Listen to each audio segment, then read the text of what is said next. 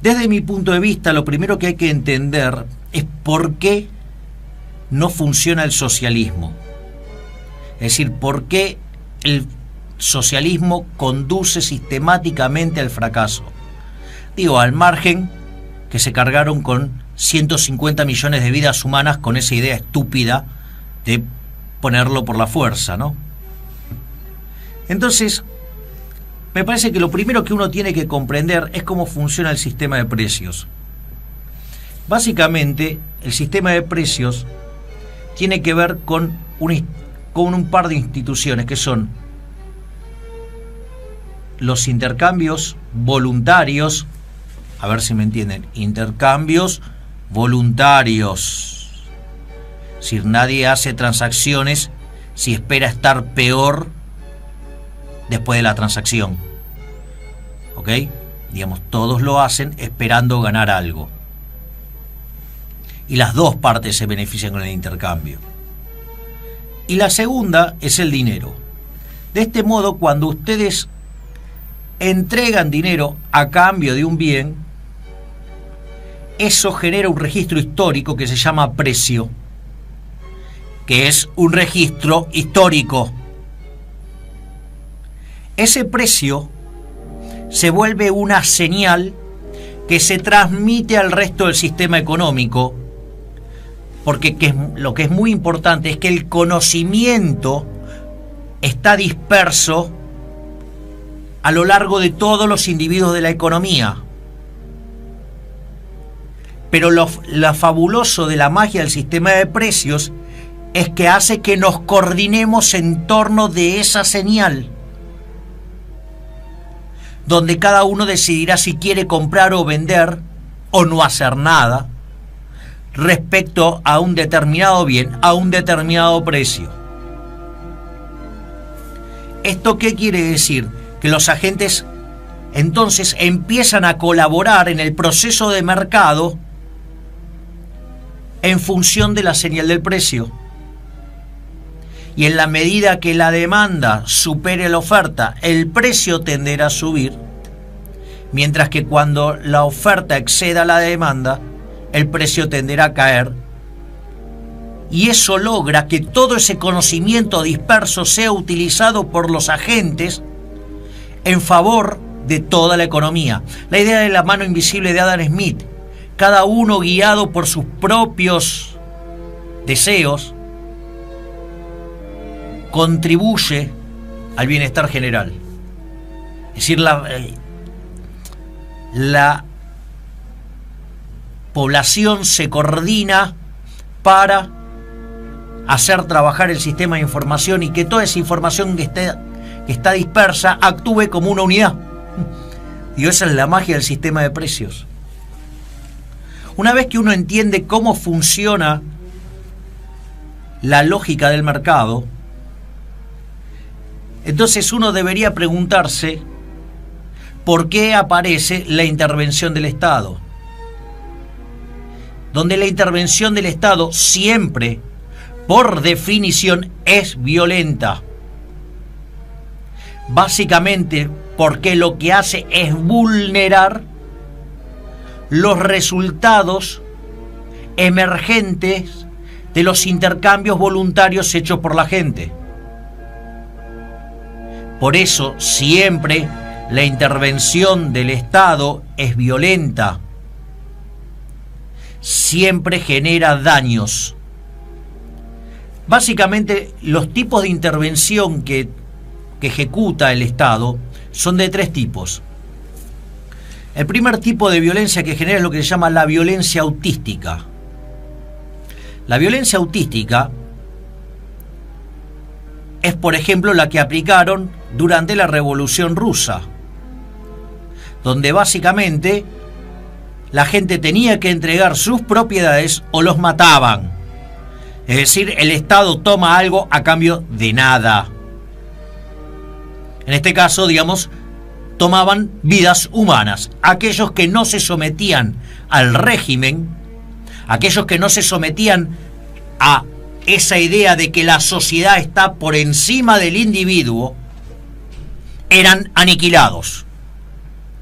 Por eso el comunismo nunca se estableció por mano buena. Siempre fue de modo violento, y por eso se cargaron 150 millones de seres humanos. Es decir, no solo que es un régimen que generó pobreza, sino que además es un régimen asesino. A lo igual que la isla cárcel de Cuba, a lo igual que Corea del Norte. El segundo tipo de violencia que aplica el Estado es lo que se llama la violencia binaria, que es el caso, por ejemplo, de los impuestos. Es decir, hay una coacción. Es decir, si usted no paga los impuestos, viene el Estado y le pega un garrotazo en la cabeza. Es decir, básicamente lo mete preso. Y esto es así, ¿eh? Miren ustedes, Al Capone era supuestamente un traficante, eso tiene que ver con la letra escrita de la ley. Era un asesino, era un gángster, era un montón de cosas. Ahora terminó yendo preso por evadir impuestos. Es decir, el Estado es lo más ineficiente que existe, salvo que le toquen la plata a ellos. Si no, miren el caso de lo que fue el accionar de Horacio Larreta en el caso Uber. Si tienen alguna duda, miren eso. Por eso hay un artículo mío que lleva el nombre de Uber, la gente Uber y la violencia del Estado.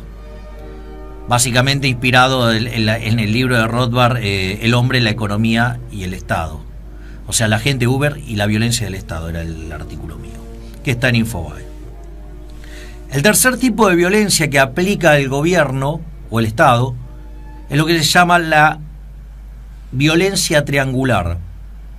Bueno, esto, digamos, el kirchnerismo lo aplicó a Piacere muy fuertemente, en especial en los últimos 4 años, de la mano de los marxistas Kichilov y Costas. Bueno, marxistas keynesianos, o sea, combinan las dos cositas, o sea, unos divinos. Entonces, ¿qué es lo interesante de lo que es la violencia triangular? Por ejemplo, el cepo es violencia triangular. Es un control de precios.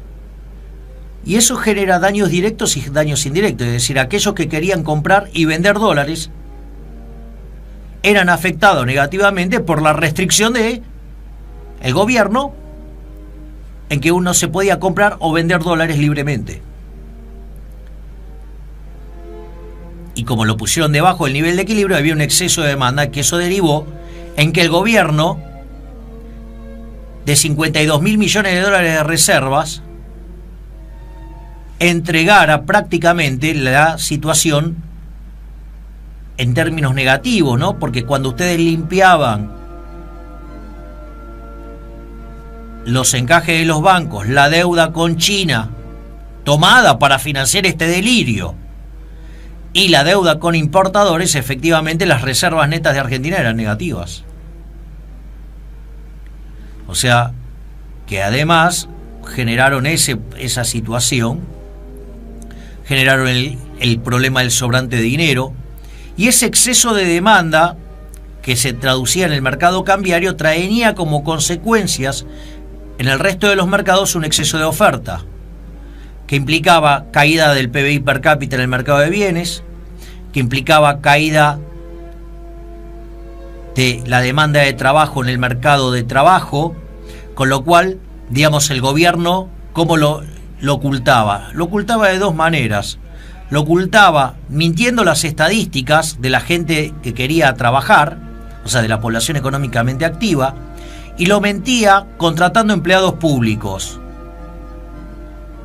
A su vez también había un exceso de oferta en el mercado de moneda, con lo cual se generaba inflación. Es decir, miren cómo aparece con claridad el daño directo y el daño indirecto. Entonces la pregunta es, ¿pero qué sentido tiene entonces aplicar estas cosas?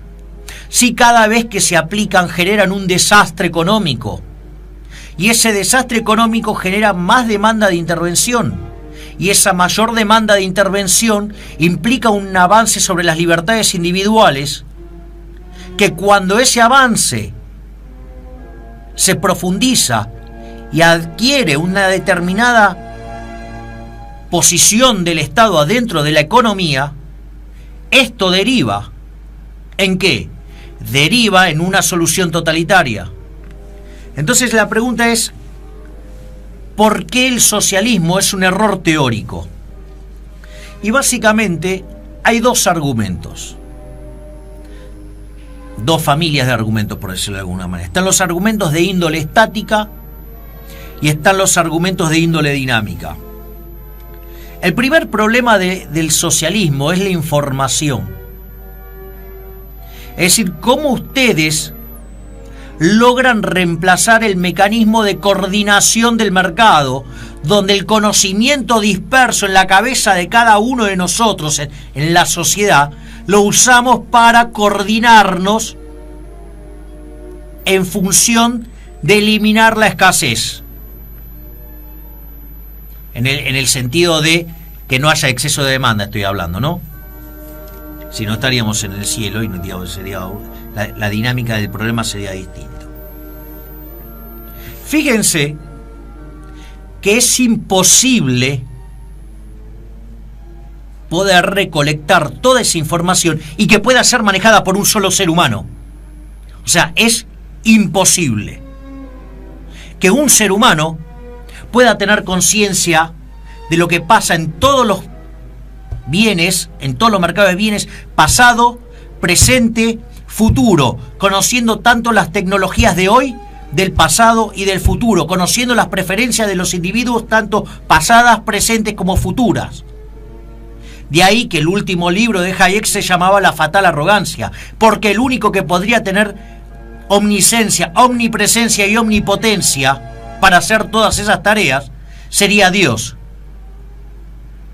Virtud que el Estado se arroga. De ahí la fatal arrogancia. Fíjense que cuando ustedes miran el caso chileno, ellos decían que ya tenían casi lista una computadora, estoy hablando de la época de Allende, que iba a poder hacer todos estos cálculos. Nunca llegó esa computadora. Ahora, esta estupidez es conocida. Parece que a Kichilov esta se le pasó por alto, porque en algún momento Kichilov dijo que en realidad la Unión Soviética se había caído porque no tenían el Excel. Es decir, un ignorante, un fatalmente arrogante, un soberbio. Como todo socialista, que tiene tres características: profunda ignorancia del sistema económico. Segundo, odio, resentimiento, envidia, con eso de la justicia social, la redistribución del ingreso. Y por último, soberbia, arrogancia, creer que es Dios como para poder modificar esto. Ahora supongamos que existiera el mecanismo por el cual esta información no solo pudiera ser revelada, sino que además pudiera ser computada por un solo ser humano. ¿Cuál es el problema? El problema que es el segundo problema estático, es que mucha de esa información tiene que ver con el know-how. Por decirlo de alguna manera, yo necesito que el señor Michael Jordan me pase una descripción de cómo él hace para volcar la pelota de básquet. Entonces Michael Jordan puede agarrar, darle toda esa especificación. Si algunos de los que están del otro lado pueden replicar eso, que me llame. Que me llame porque quiero ver ese milagro. Con lo cual, evidentemente, parte de la información que es sumamente importante para el desarrollo del sistema económico, no hay forma de trasladarla. Es decir, el know-how no puede ser transmitido. Es decir, cómo la volcaba Shaquille O'Neal. Ahora cuando hablemos con mi amigo y hermano, colega Giacomini, vamos a ver, Yo le voy a pasar la lista de cómo hacía Shaquille O'Neal para volcarla. A ver si lo puede hacer. Vamos entonces ahora a los argumentos de índole dinámica. En primer lugar, lo que hay que entender es que el mercado es un proceso dinámico, donde ustedes, en la medida que salen al mercado, se va generando la información. Esto, digamos, tiene que ver, por ejemplo, con la estupidez esta de John Stuart Mill, que la producción era independiente de la distribución. No, error. El mismo proceso por el cual se produce es lo que genera también la distribución. Ustedes generan un producto y salen al mercado con eso. Y si la gente no lo quiere, vale cero. Y si vale cero, ustedes no pueden pagar nada por los insumos, y esos insumos perciben cero.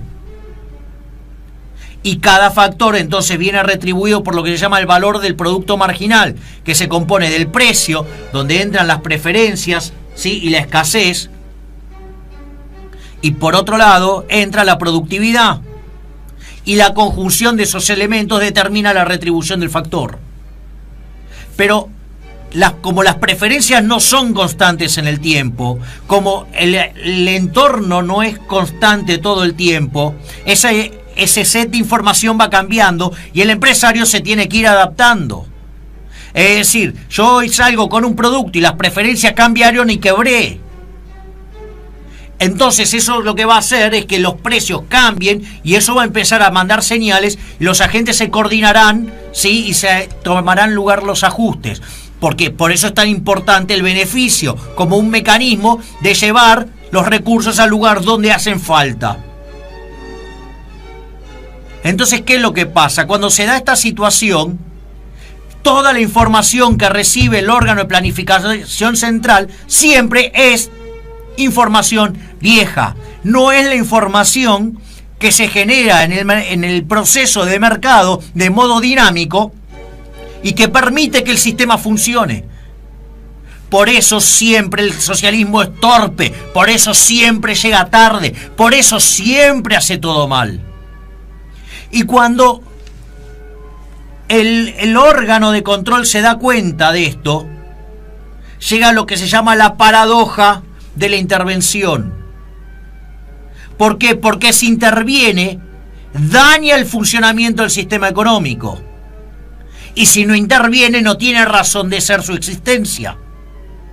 De ahí que había una frase muy, muy buena y muy profunda de Milton Friedman respecto a esto, ¿sí?, que básicamente lo que señalaba era que lo que decía Friedman, esto era respecto a los controles de precios. Él decía, la verdad es que lo único que sirven es para mostrar que se está haciendo algo. Y dice, y en general, digamos, cuando ustedes ponen un control, la presión del sistema se va por otro lado, ¿sí?, porque, digamos, siempre los políticos intentaron amputar la señal del sistema, que es la inflación, que tenía que ver cuando se bandeaban de mambo con el déficit fiscal y lo financiaban con emisión monetaria. Entonces, lo que decía Friedman es, mirá, la inflación es siempre y en todo lugar un fenómeno monetario, y lo que la genera es esos papelitos que emite el sector público desde el Banco Central. Y que cuando entonces es lo que se llama la inflación controlada y la inflación libre. Y la inflación controlada es cuando se aplican estos controles salvajes. Y la inflación libre es cuando la inflación es la que es en el proceso de mercado. Y una de las cosas que señalaba Friedman es que siempre es mejor la inflación libre que la controlada, porque la libre, los agentes van a aprender y se van a adaptar. La gente no se suicida. O sea, si hay suicidas, digo, es una minoría. Entonces, ¿cuál es el punto interesante? Es que cuando ustedes ponen los controles de precios, lo que mejor uno podría hacer por la sociedad es evadirlos. Es decir, aquella conducta que va en contra de la regulación del Estado es lo que le haría bien a la sociedad. Entonces, el incentivo de los individuos es salirse de la ley. Y cuando se salen de la ley, el incentivo del aparato represivo del Estado es castigar. Y cuando pasa esto, cada vez el aparato represivo del Estado avanza más.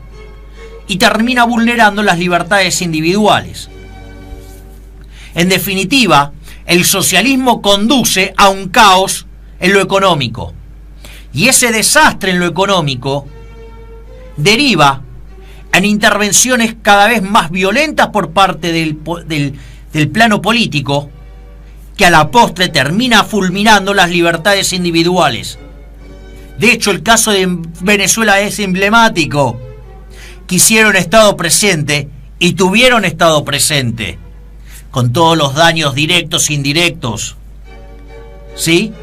Querían ganar derechos y los ganaron. ¿Sí? Querían redistribuir ingresos y lo hicieron. Generaron un desastre económico. Y eso llevó a cada vez más intervención. Y eso derivó en un golpe de Estado. Eso es todo, amigos.